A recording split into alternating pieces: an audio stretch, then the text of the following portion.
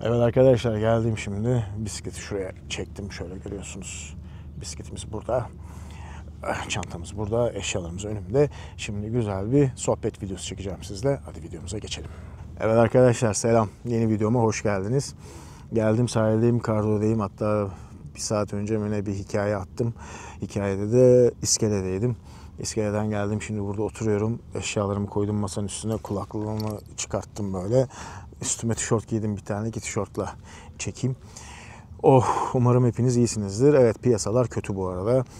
Siyaset almış başını gidiyor. Hem muhalefet hem iktidar birbirine giriyor. O sırada halkta bir kesim birbirine giriyor. İnanılmaz çıkar çatışmaları ve buna benzer birçok rutin Türkiye standartlarında devam ediyor. Umarım hepimizin işi gücü rast gider diye umut ediyorum. Umarım bu piyasada toparlanır. Hiç olmazsa 2025 değil de 2026 ve 2027'de umarım daha sağlıklı, daha istikrarlı bir süreçte devam ederiz yolumuza diye düşünüyorum. Peki bu mümkün mü? Mümkün olduğu dönemler oldu. Tekrar olur mu?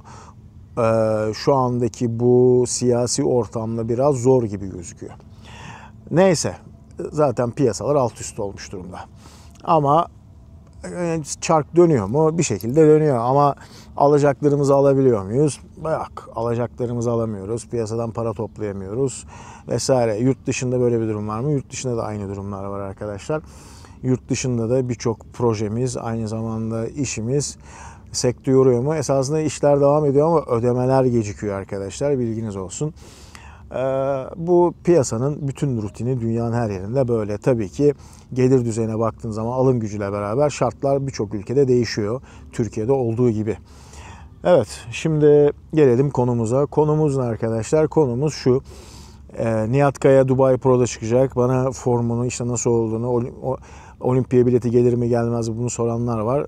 Nihat Kaya en başından beri çok istikrarlı bir şekilde gidiyor ve istikrar ve disiplin bu işin en temel vazgeçilmezi arkadaşlar.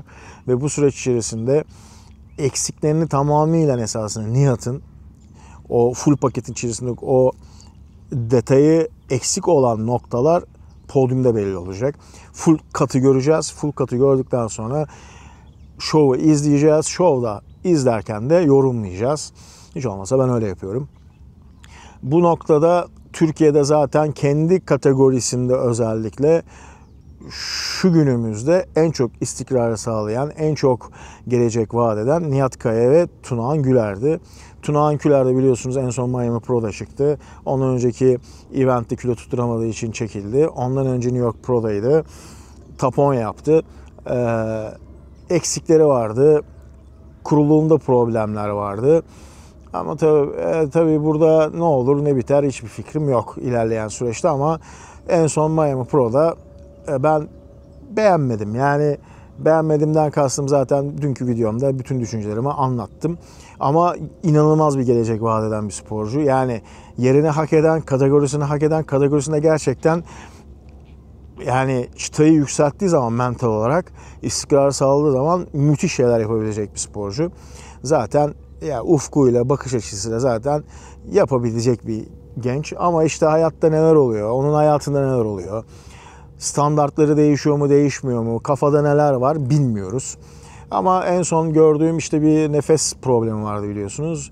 Onunla alakalı eleştirilerimi zaten duruşuyla beraber, proporsiyonla beraber bütün düşüncelerimi bir önceki videomda yaptım. Oradan gidip izleyebilirsiniz. Diğer taraftan Furkan Er'i soranlar var. Hocam Furkan Er de deve gibi oldu vesaire. Onunla alakalı da aylar evvel bir video yapmıştım. Düşüncelerimi videonun içerisinde söylemiştim ama buradan da dikte edeyim. Çocukla beraber podyum sürecini yürütmek gerçekten zordur sevgili dostlar. Sadece podyum sürecini değil, iş hayatını sürdürmek de zordur. Yani birçok şey zor. Gündelik yaşantıyı da sürdürmek zor ki vücut geliştirme bunun içine girdiği zaman hem mental hem bedenen hem yapmanız gereken rutinlere ayak uydurabilmek gerçekten çok zor. Özellikle bir de çocuğa bağınız varsa zor. Çocuk umurunuzda değildir. İşte babasınızdır ama birçok şey sadece kendi hayatınızı ilgilendirir. Ona bir şey diyemem. Ama ben böyle bir aile olduklarını zannetmiyorum. Yani Furkan'ın çünkü videolarında özellikle çocuğunu duyduğu zaman o neşesi zaten her tarafından, bütün beden dilinden anlaşılıyordu. Öyle bir baba olacağını da zannetmiyorum. Umarım sağlıklı doğar. Umarım sağlıklı bir şekilde o süreci atlatırlar. Herhangi bir problem yaşamazlar. Ama vücut geliştirme tarafına geldiğiniz zaman da arkadaşlar ciddi anlamda daha uzun yolu var diye düşünüyorum. Çünkü daha deneyimlemedi. Yani 212 kategorisini daha bir deneyim sağlamadı. Onu da sağlayacak. Sağlıktan sonra göreceğiz. Ama gidişata baktığın zaman büyüyor mu? Büyüyor. Size alıyor mu? Alıyor. Yani zaten büyümeye elverişli bir fiziği vardı. Ve en başından beri ya bu büyüme noktasında özellikle ben bundan 5 yıl önce de ya işte çıkacaksan mens fiziğe büyümeden çıkman lazım. Yani minimal bir şekilde çıkıp orada minimal bir şekilde kuruluğunla ve bu simetrinle orada boy göstermen lazım diyordum ve eleştirilim hep bunun üzerineydi. Ve bunun üzerine hep eleştirilmeye devam ettim. Şu anda da ne diyebilirim? Yani büyüyor mu? Büyüyor. Podyumda göreceğiz arkadaşlar. Yani çok büyük artıları var 212 için. Nihat Kaya ile kıyaslayanlar oluyor. İşte hocam Nihat Kaya mı, işte Furkan Er mi o ligde? Şimdi şöyle bir gerçek var arkadaşlar. Yaş ilerledikçe ve yaşınız ilerlediği sürece siz bu işe hakimiyetiniz arttıkça sizin kas olgunluğunuz da artıyor. Kas gelişiminiz de artıyor. Kas kaliteniz de artıyor. Yani burada Furkan her halükarda Nihat Kaya'dan bir tık her zaman önde olacak. Ama Nihat Kaya'nın azmi, disiplini, çalışma hırsı, oradaki o süreklilik işi kopartır götürür. Yani iş burada kopar gider. Furkan tarafına girdiğiniz zaman da Furkan büyümeye çok yatkın. Büyümeye yatkın olduğu gibi de o sistem içerisinde cutting ile beraber gördüğümüz zaman o zaman net bir şekilde eleştirdiğimizi yapacağız. Furkan da 212'ye yakışan bir sporcu olacak diye düşünüyorum. Ama ne olur ne biter bu tamamıyla süreklilikle ve disiplinle alakalı ve süreçle alakalı. Ve oradaki o ekibi nasıl toparlayabildiğiyle, kendinizi nasıl götürebildiğiyle alakalı. Ki biliyorsunuz Tunağan en son Steve'in yanına geçti. Steve'in yanında baş hakemle uzun uzadıya bir gün geçirdi ve o süreç içerisinde hem pozlarını kontrol ettirdi hem istişarede de bulundu. Oradan da büyük bir feedback esasında geri bildirim aldı.